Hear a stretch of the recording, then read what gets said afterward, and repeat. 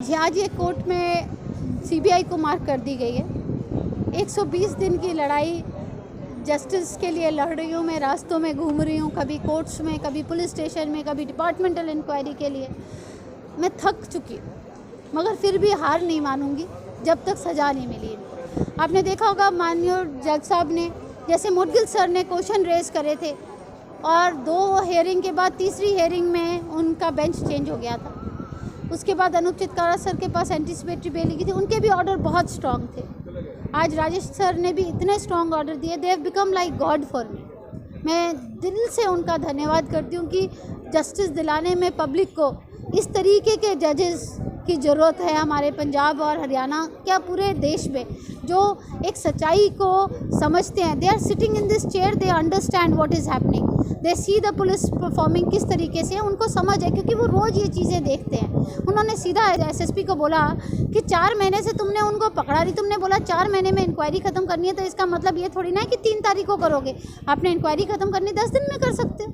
मगर उन्होंने बोला कि आपने 23 तारीख को एंटीसिपेटरी बेल वो हो गई, उन्होंने ड्यूटी ज्वाइन नहीं करी है 4 महीने से, आप उनको पकड़ नहीं रहे हो, पकड़े बगैर आप सारे जो नॉन बेलेबल ऑफेंस है उनको कम करने की कोशिश कर रहे हो और आप बोल रहे हो कि उनको पकड़ने की ज़रूरत नहीं है। तो मतलब आपको कहीं ना कहीं से प्रेशर है और आपने ये कहीं ना कहीं मैनिपुलेट हो गए। उन्होंने क्लियर टर्म्स में बोला कि आप ये एफआईआर को बोगस करने की कोशिश कर रहे हो कि इसको माइल्ड करके ख़त्म कर दिया जाए कि कोर्ट में कुछ बचे ही ना। तो ये इन्वेस्टिगेशन आपके पास नहीं होनी चाहिए क्योंकि आप फेयर नहीं करोगे।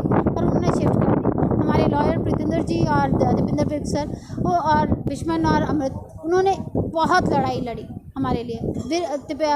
प्रीतिंदर जी ने तो आज जो कहते हैं ना, मेरे दिल की और मेरे हस्बैंड, मेरे पूरे फैमिली की भावनाएं कोर्ट के आगे रखी।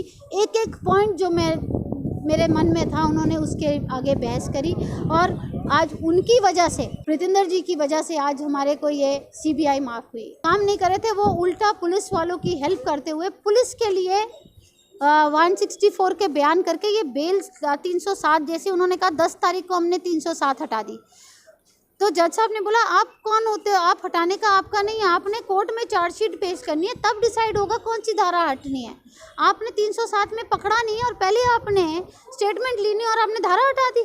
तो इसमें आपका इंट्यूशन पता लग रहा है, इंटेंशन क्या है आपकी। और जज साहब ने काफ़ी खींचा और बोला कि you are not worth doing the inquiry. और we are happy that CBI गई है, तो पता लगेगा ये इंक्वायरी वहाँ से शुरू होएगी जहाँ से एफआईआर डिले हुई थी और ये जहाँ से आए थे, जो मंडौर एनकाउंटर कल 17 तारीख है, उसकी भी सीबीआई में मांग के लिए डाली हुई है। तो लेट्स सी, कल भी शायद उस माँ को भी जस्टिस मिले।